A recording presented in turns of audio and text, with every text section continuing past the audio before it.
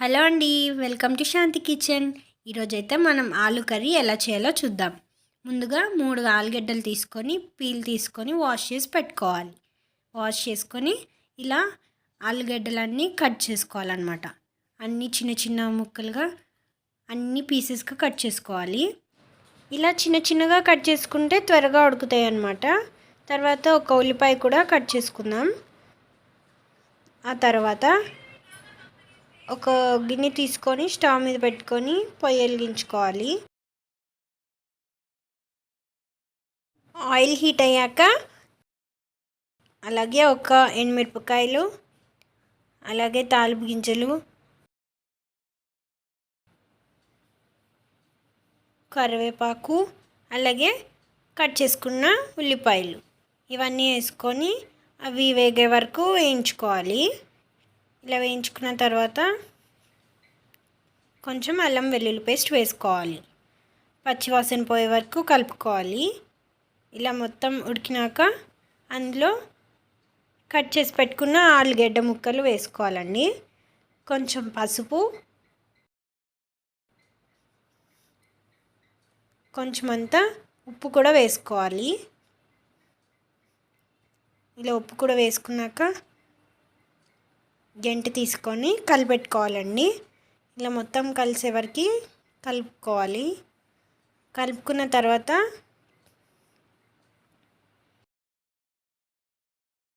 కలుపుకున్నాక అందులో తగినన్ని వాటర్ వేసుకోవాలి.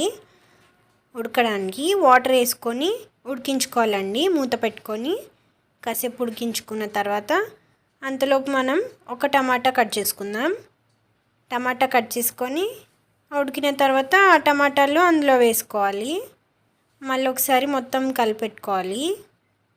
కలిపెట్టుకొని మళ్ళీ ఒకసారి కొద్దిసేపు మూత పెట్టి మగ్గించుకోవాలండి.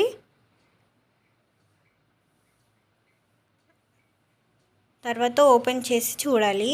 మధ్యలో చూడండి అంతా ఉడుకుతుంది కదా, ఒకసారి కలిపి పెట్టుకొని చూసుకుందాం ఉడికిందా లేదా చెక్ చేసుకోండి. ఆయిల్ పైకి తేలే వరకు ఉడకాలండి. అలా ఒకసారి మధ్య మధ్యలో ఓపెన్ చేసి కలుపుకుంటూ ఉండండి. ఆలుగడ్డలు ఉడికాక మనం కారం వేసుకోవాలి. కారం వేసుకొని అలాగే గరం మసాలా కూడా వేసుకోవాలి. కొంచెం వేసుకొని ఒకసారి మొత్తం కలిసే వరకు కలుపుకోండి. చూడండి చాలా బాగుంది కదండి. కలర్ అయితే చాలా బాగుంది. టేస్ట్ కూడా చాలా బాగుంటుంది. మీరు కూడా తప్పకుండా ట్రై చేయండి. మా ఛానల్లో ఇంకా చాలా వీడియోస్ ఉన్నాయండి. ఓపెన్ చేసి చూడండి, లైక్ చేయండి. చూడండి ఇలా ఆయిల్ పైకి తేలుతుంది కదా, అంతే అండి, రెడీ అయిపోతుంది. ఒకసారి కలుపుకొని అందులోకి కొత్తిమీర కట్ చేసుకోండి. కొత్తిమీర కట్ చేసుకొని అందులో వేసుకోవాలి. అంతే అండి, అయిపోతుంది. చాలా టేస్టీగా ఉంటుంది.